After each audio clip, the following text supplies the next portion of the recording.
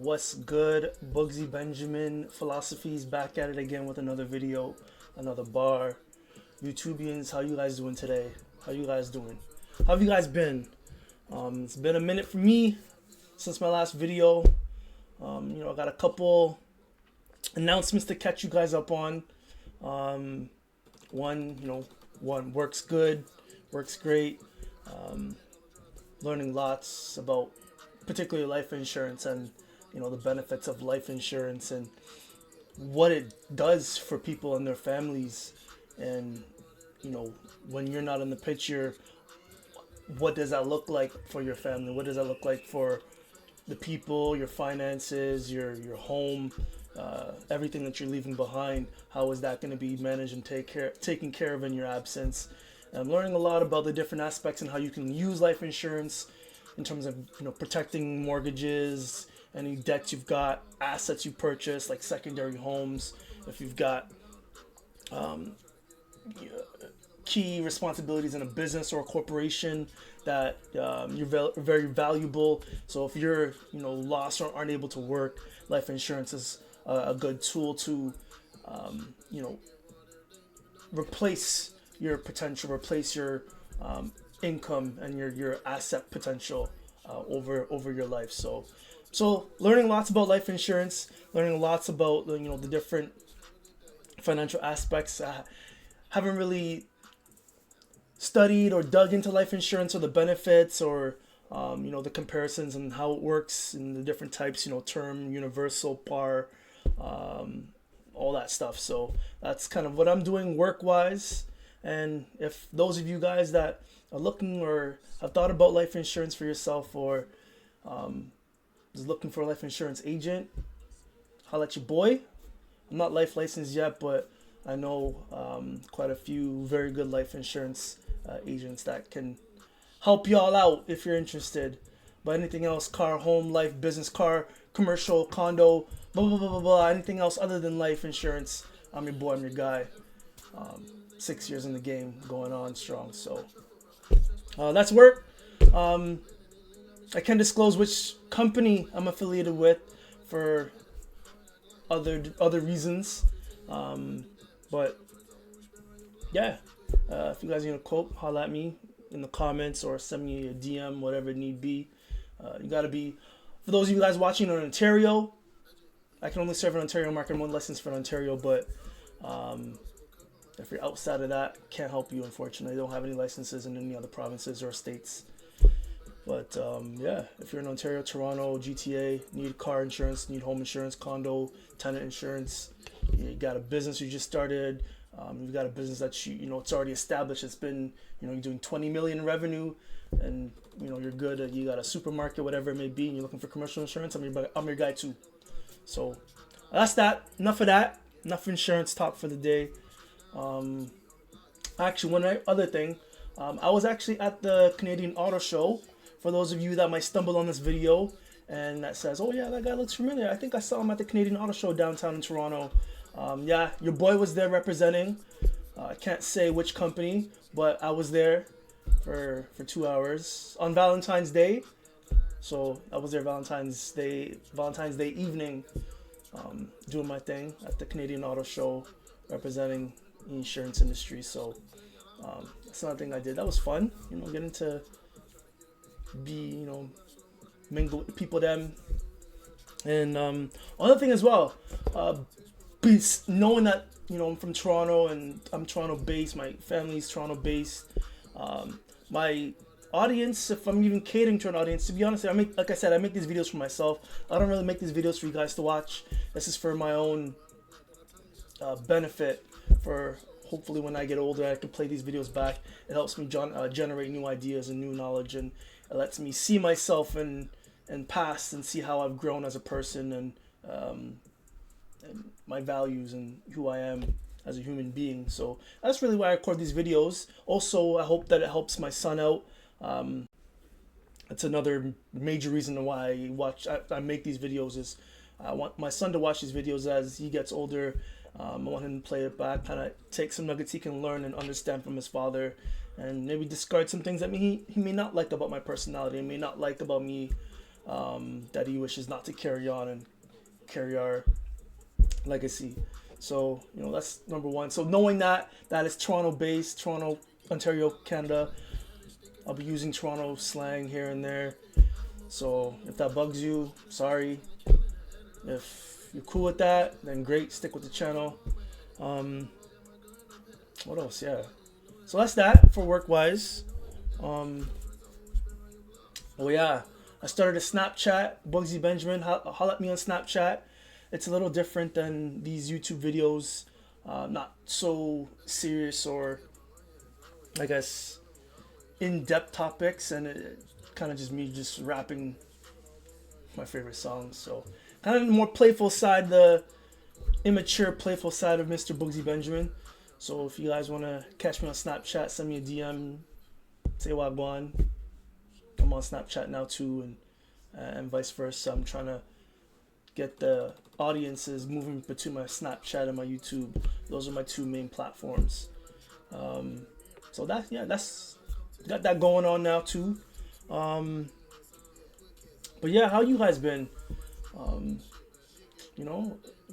Internet world, there's YouTube world, there's a lot going on with internet beef and the manosphere and the femosphere.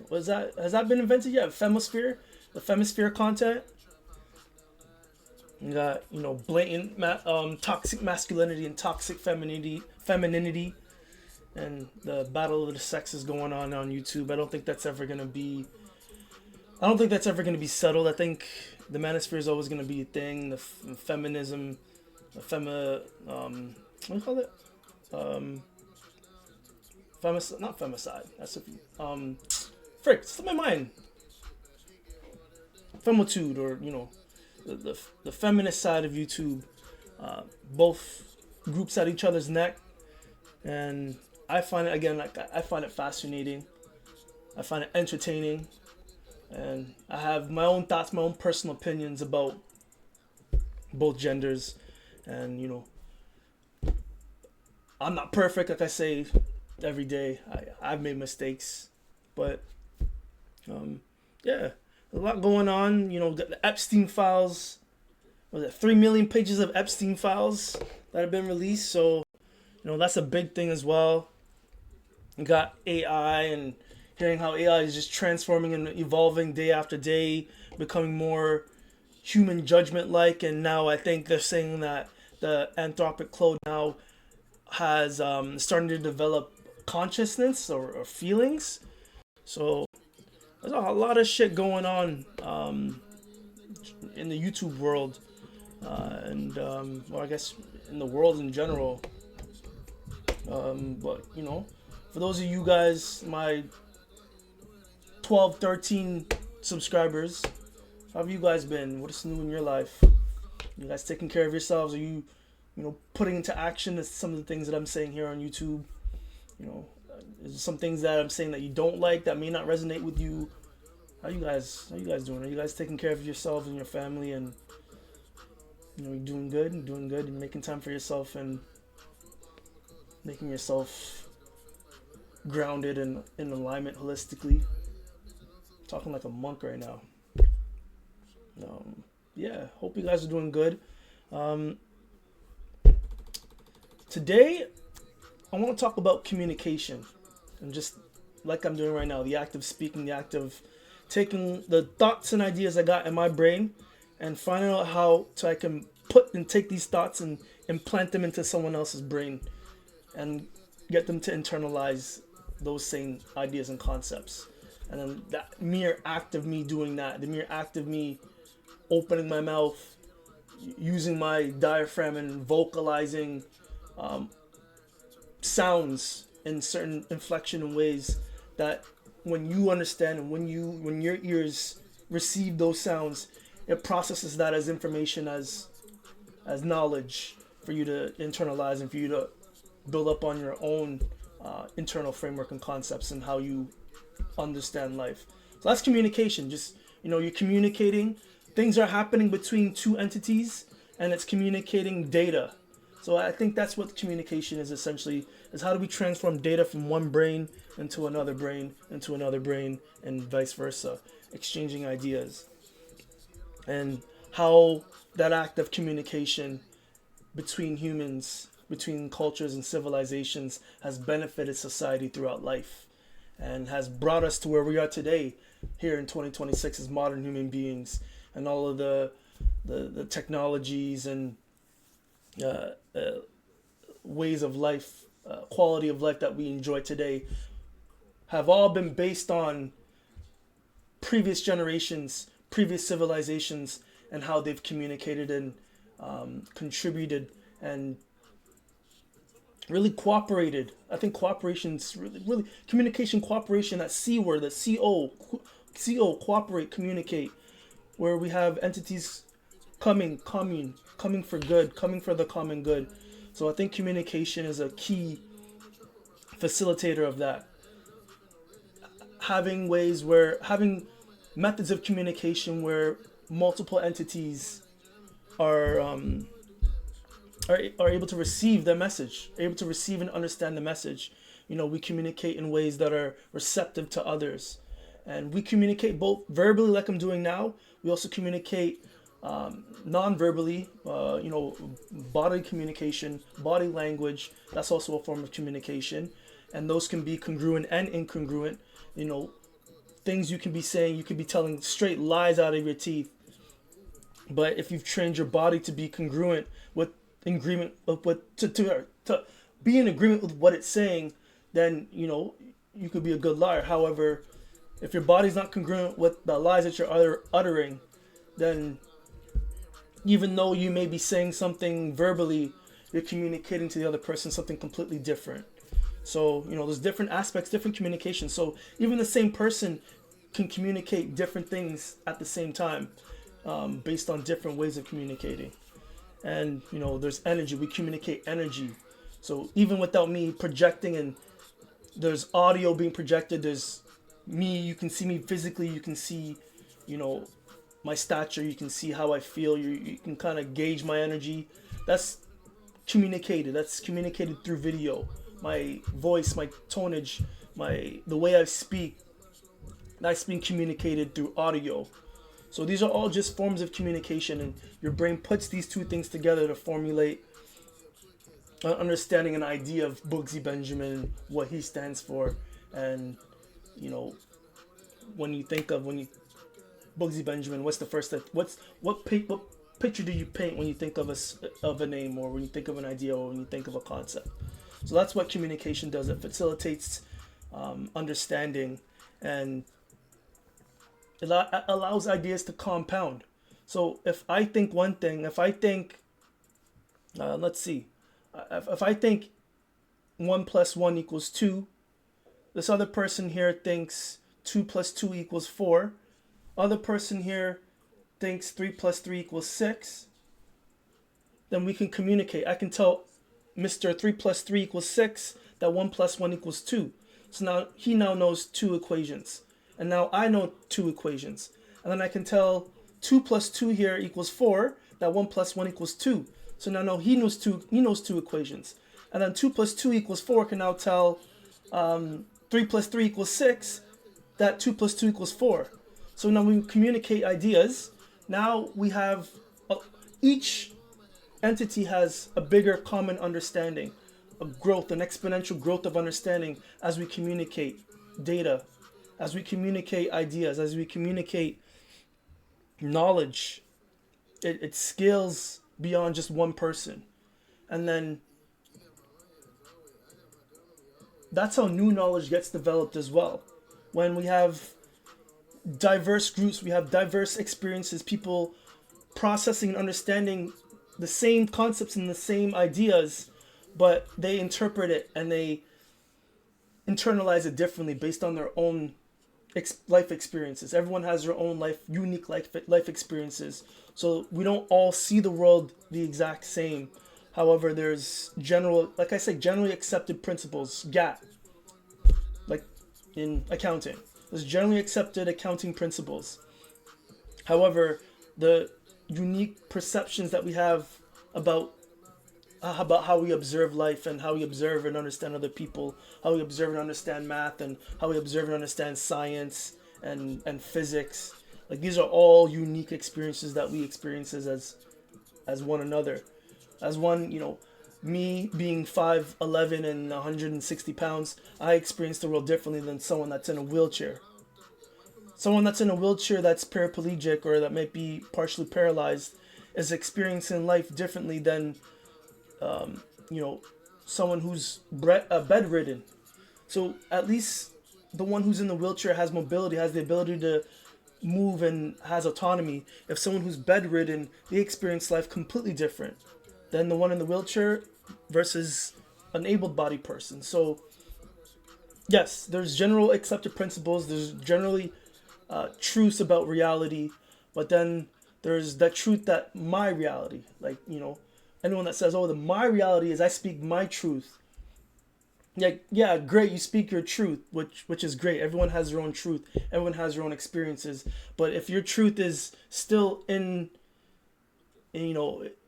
contention with the realities of life, then that's where you fall into problems.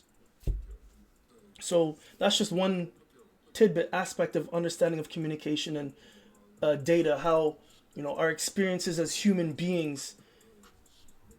The environment communicates to us, communicates data to us, and then in return we respond. All we're doing is respond. We can choose how we respond. We can choose our reactions. So those that say I react based on someone else's actions, and they blame their reaction on someone else's actions, that's incongruent. That's inconsistent with yourself. You can't. You're blaming your own autonomy on someone else's ability, someone else's actions, on someone else's behavior. That's ridiculous. That's ridiculous when you think about it. You're blaming how you behaved in a certain you behaved. You're blaming your own autonomy on someone else's actions, on someone else's behavior, that you have zero control over. So these are just maybe understandings or maybe things you want to think about. These are some things that I think about from time to time. And that's what I was going to talk about as well. I tend for these videos to be long form, off the top. I don't use notes. I don't read them. There's no teleprompter. These are what you call soliloquies. These are just long form thoughts verbalized in real time. That's why I call this channel Philosophies in Motion. It's just me thinking about ideas as they come to the top, as the kettle boils.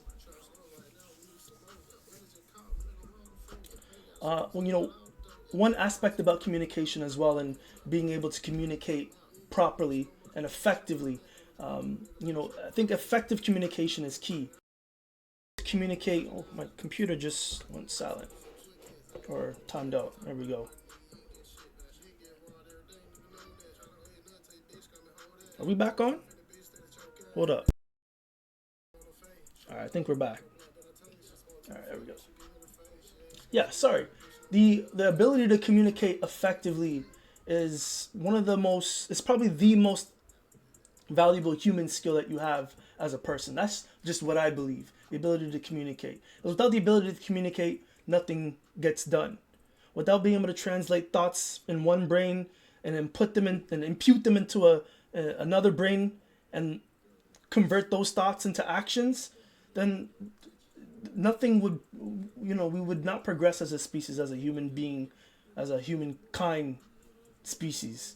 We would not be where we are here in 2026 without the ability, without great thinkers and great communicators before us, able to communicate and connect people. I think communication and connection are very, very related. Being able to take abstract, unrelated ideas, take experiences that are opposite each other, taking diverse experiences, taking different cultures, taking just people of all walks of life, and then connecting them through a common communication method, a common language, maybe a common form of speaking, music.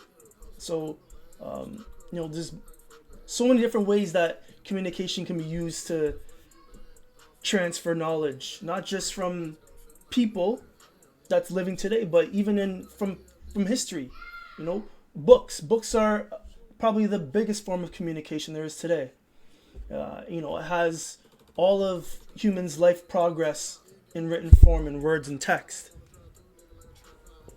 But I know a lot of you guys don't even like to read anyway. I mean, I never used to like to read anyway, so I can't even blame you guys. But as we get older, we should start to develop the propensity and the likability to read more.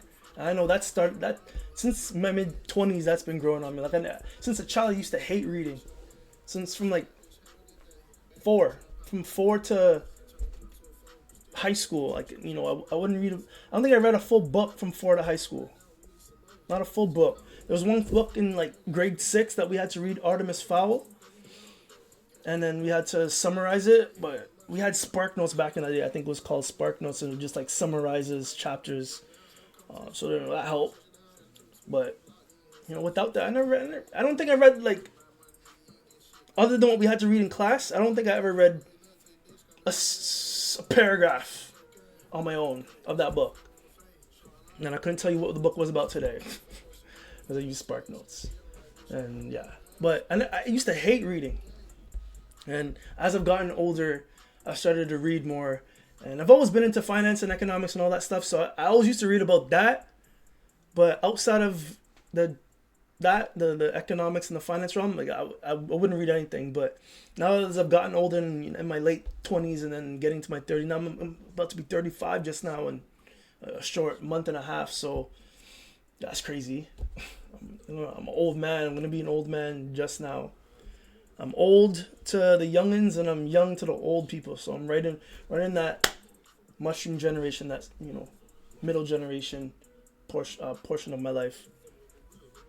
But yeah, as I've gotten older, reading has become more and more important to me, and especially now in my 30s, where now I read hours a day, 7 days a week. Now it's just becoming a habit. I don't even feel healthy. I don't even feel myself without reading at least an hour a day on something. It doesn't have to be finance and economics. It can be about anything. I read about anything, politics, news. I read about biographies, geography, obviously finance. I read about aviation.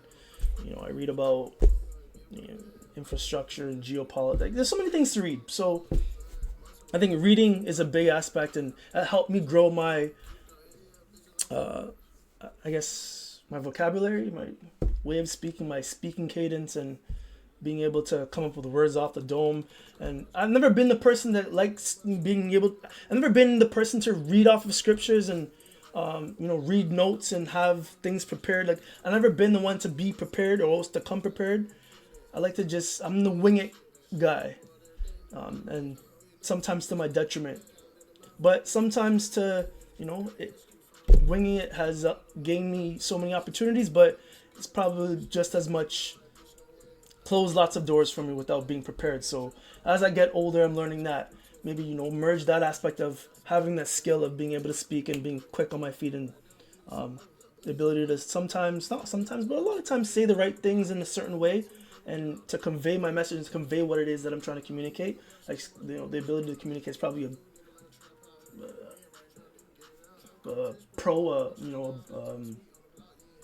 an advantage of mine, but then preparedness is a weakness of me. So I'm not a very prepared person.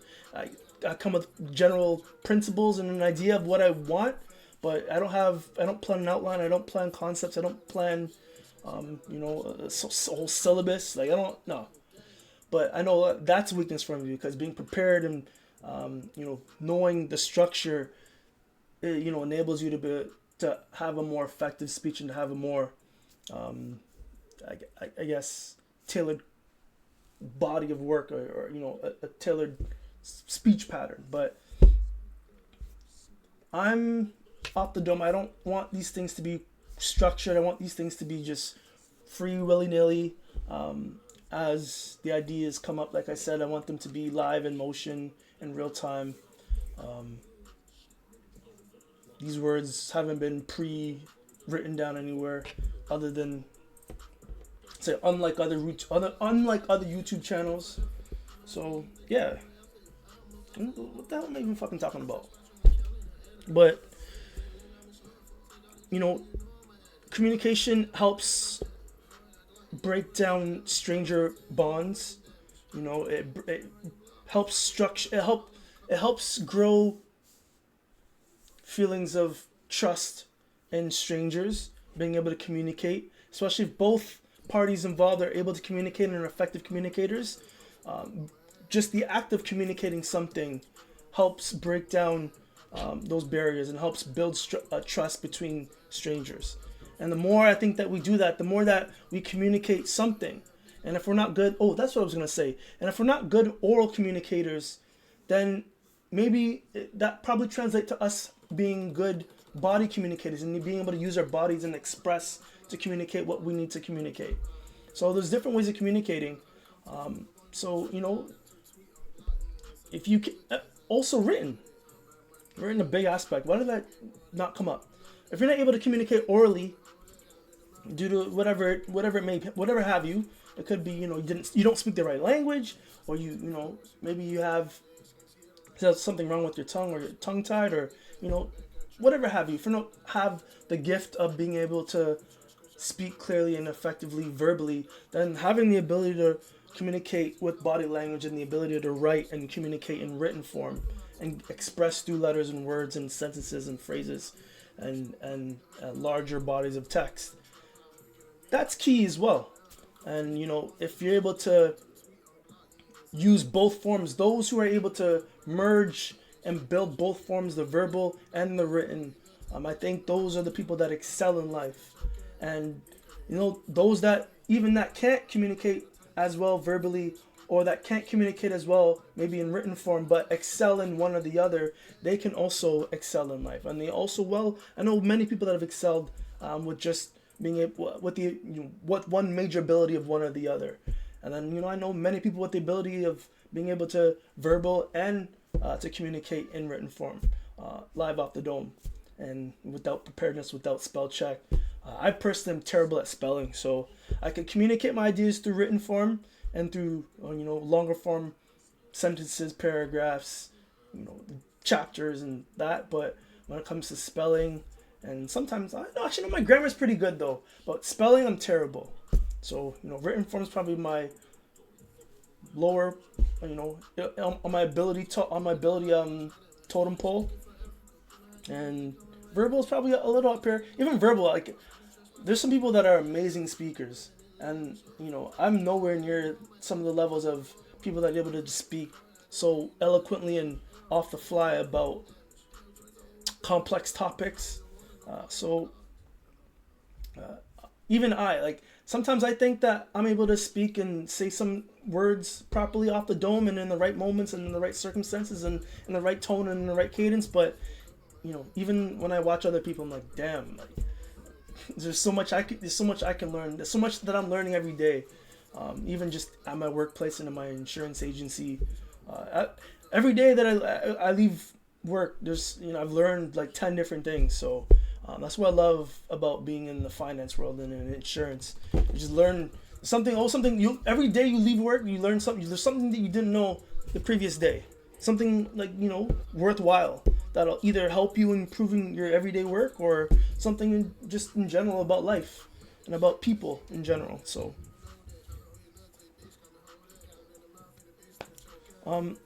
yeah, so communication's key. I think communication, especially through generations, you know, being able to pass down knowledge between generations is probably one of the, it's probably the biggest liability that older generations have to the younger generations. That's just how I feel. I think that older generations owe it to the younger generations the gift of knowledge to be passed down, the gift of legacy to be passed down. So, you know, the gift of knowledge of understanding how homes and you know, infrastructure are built, sewage infrastructure, internet infrastructure, the electrical grid, how that's being maintained, what's the sources of electricity, what are the new code standards of homes, how are homes more efficiently built and more efficiently heated and cooled in summers and winters. How are skyscrapers and concrete being created and built over time and maintained that's more better and one, more cost effective, and two, more resilient, may last longer, and may hold up in different types of weather. you know Computers and AI, like all these different things that we as humans today are building and trying to find the best way of fabricating and building up. This knowledge needs to be passed down into younger generations, Generation Y, Generation Z, Generation Z, Generation Z, Generation Alpha, and then eventually their children. So, communicate without communication, without communicating to the younger people, without communicating and the ability to get the younger generation to listen to the older generation, that communication is key to pass down knowledge and understanding and wisdom to keep the progress of humanity going and going and going. So that maybe in 2046, maybe a lot of the problems we have as a society, as a collective geopolitical world, we can start to fix. Like, for one, the birth rate, the declining birth rate, the ongoing poverty, not just poverty, but cyclical statehood poverty. Like, it's not even just general poverty, it's cyclical statehood poverty. How does that get eradicated? And how does the idea of third world versus first world, or third world versus developed world, become eradicated? And then we no longer talk about countries in terms of third world and first world, or we don't talk about countries as developing or developed. Like, okay, a country's developed. At what point does a country become developed? Like, okay, we understand that there's a common baseline of way of living in the developed world: clean water, infrastructure, medicine, healthcare, yada yada yada, financial systems, democracy, an economy, capitalism, all that stuff.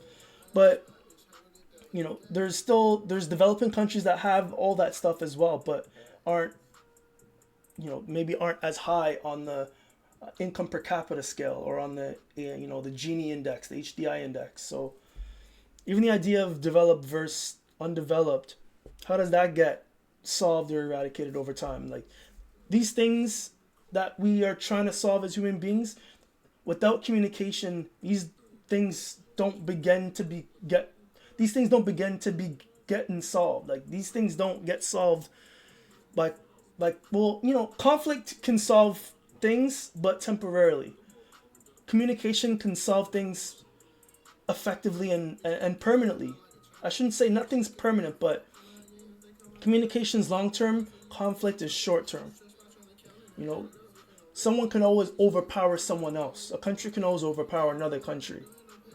And then eventually that country becomes overpowered by another country. And then the cycle repeats itself. But with communication, we're transmitting, we're sending data that's allowing us to communicate on common ground, on common understanding, and finding a community, finding a culture, a common culture. And then that's what not only diffuses conflict, but it develops, it facilitates trade, it facilitates economies, it facilitates education and prosperity. It facilitates the exchange of not only just the good but the bad. Cultures are not all good. There's bad and good, but I think that's a common understanding, a common theme of communication, how it transcends generations, not just cultures today and economies, people, ethnicities, but not so not in just the x-axis, but it transcends in the y-axis. It's exponential. It's it's third dimensional. So that's communication. That's my idea. That's my understanding. That's what I gather of communication, and the importance of communication, and the importance of, especially if you young people are reading this, you know, if you think reading is boring, it's something that you don't need to do because AI can do it for you. You're partially right, but AI cannot give you understanding of words and concepts. So, you can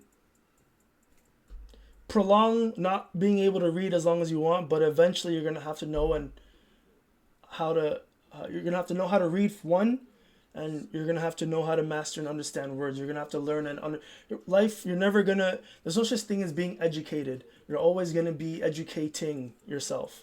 You're always going to be learning new words and applying new concepts. And life is always going to be changing. Words are always going to be changing. Meanings are always going to be changing. So you might as well start to get a good grasp on words and letters and reading and, writing, forming sentences, sentence structures, grammar, knowing when to use apostrophes, things like that. So that's if you don't take away anything from this video, take away this.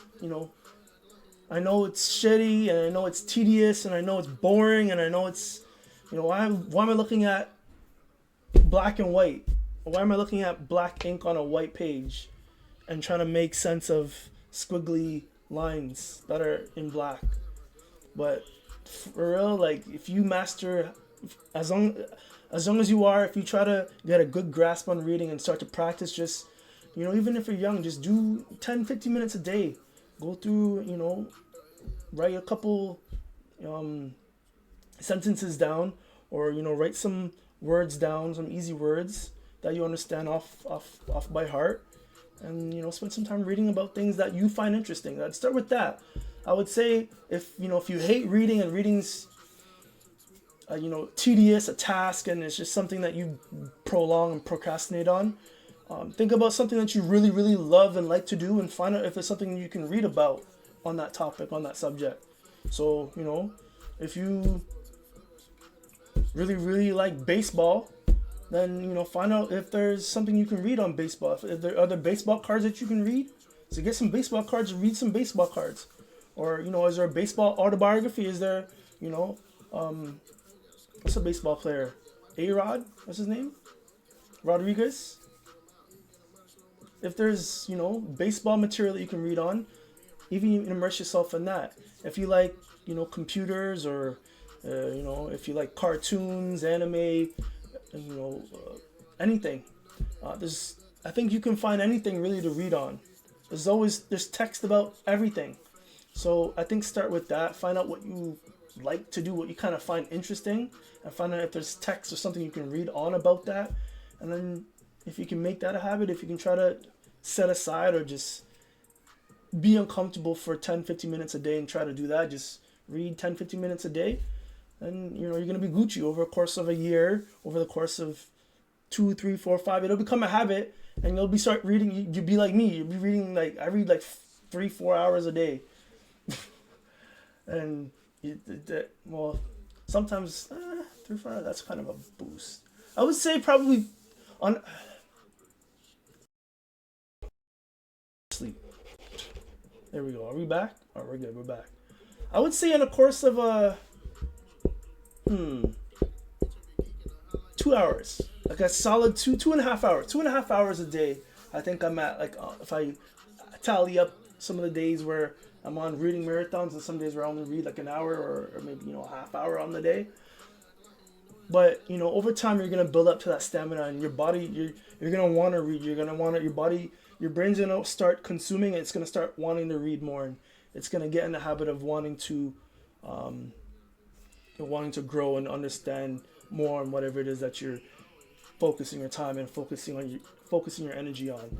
And what they say, I can't remember where I heard this from. I think it was just from Jim Quick. from I can't remember what is his company, but Jim Quick. He says, "What you appreciate appreciates," which is flames. He's, what you spend time on appreciating, what you spend time on wanting, what you spend time on thinking, what you spend time on thinking about, and wanting to improve, and where you spend your time at is who you become. And if you think about positive, you become positive. If the majority of your thoughts are positive and envisioning where you see yourself in 5 years, and you know thinking about the steps it is that you can take to get there, if your mind is focused on that the majority of the time, then you're in positive. That's going to appreciate you to that, to those goals into the future. So and the opposite is true. If you're always stuck in worry, if you're always stuck in the past, like I always say, I'm in the future, you guys, like I say, man, I'm in the future, you guys are in the past. If you guys are stuck in the past and dwelling on what you did in the past and your past errors, and is your who you are today stopping you from who you can become tomorrow? If you're that type of person and you're stuck there in the past, and you know what can you do? Like, you really, I think people like that can benefit from honest self-assessment, and that means different things to different people. But yeah, uh how long is this video? Holy shoot, 41 minutes. I'm gonna leave it at that. um I've said a lot in this video, man, and hope when I play this back I can even get even tidbits of new information, new knowledge, even ignites new thoughts in future me when I'm 40 or 45 or 50, or whatever the platform is, if it's still YouTube there when I'm 50. So take with this video what you will. I'm getting tired and I'm hungry, and this video's getting long, so I'll leave you guys at it. Bugsy Benjamin back at it again. Communication is the lifeblood of the progress of humanity. Take that in. Communication is the lifeblood of the progress of humanity. Just sit with that. Bugsy Benjamin back at it again with another video, another bar, another gem. And I'll see you guys in the next video, if there is a next video. Peace.